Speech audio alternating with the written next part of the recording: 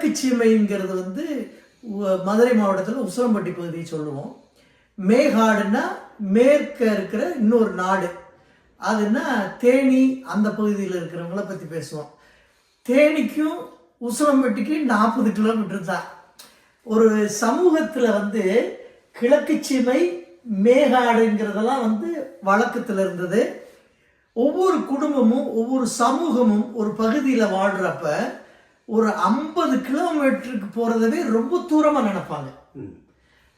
ஒரு நடந்து போகிற தூரம், மாட்டு வண்டியில் போகிற தூரம், நம்மளுக்கு வந்து ஏதாவது வகையில் விரைவாக வந்து சேர்ந்து அவங்கள பார்க்குறது மாதிரி இருந்தால் தான் அந்த இதில் கல்யாணம் பண்ணி கொடுப்பாங்க, பொண்ணு எடுப்பாங்க. இந்த மாதிரி தான் உறவுகள் இருந்திருக்கு பொதுவாக. இப்போ நான்லாம் கொஞ்சம் வளர்றது வரைக்கும் ஒரு 10 கிலோமீட்டருக்கு கூட போகிறதுன்னா ரொம்ப நாளாச்சு போகிறதுக்கு. பள்ளிக்கூடம் படிக்கிறப்ப தான் 6வதுலேருந்து கொஞ்சம் அதிகமாக போனேன்னு வச்சுக்கோங்களேன். அதுக்கப்பிறகு ஒரு மேல்நிலை படிக்கிறது வரைக்கும் இருந்த மதுரை மாவட்டத்தில். அதுக்கப்புறம் தான் இந்தியாவுடைய பல்வேறு பகுதிகள், மகாராஷ்டிரா, குஜராத்து, பீகார், ராஜஸ்தான், டெல்லி, இப்படி பல்வேறு மாநிலங்களுக்கு போக வேண்டியதாக போச்சு.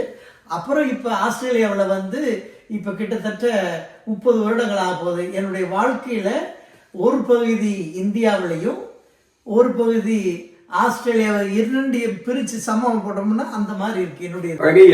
என்னோட குடும்பம் வந்து அப்பா அம்மா மதுரையை சேர்ந்தவங்க. மதுரையிலேருந்து அப்பா வந்து வேலைக்காக சென்னைக்கு வந்து, சென்னையில தான் நான் பிறந்தேன்.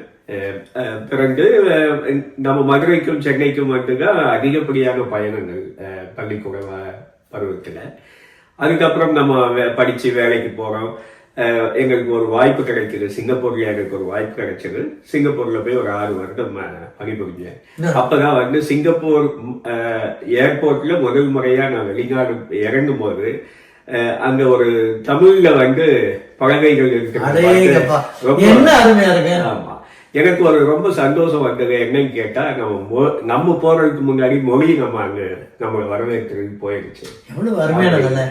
இந்த மைக்ரேஷன் வந்து மூலமா பல மொழிகள் தெரிஞ்சுக்கிறதுக்கு உண்டான ஒரு வாய்ப்பு அமைஞ்சிருக்கு சிங்கப்பூர். அப்போ ஒரு சமூகம் மட்டும் போறதில்ல, ஒரு மொழி, அடையாளம், ஒரு ஒட்டுமொத்தமான ஒரு புதிய நிலையை அங்க உருவாகுதுல்ல. நிச்சயமா.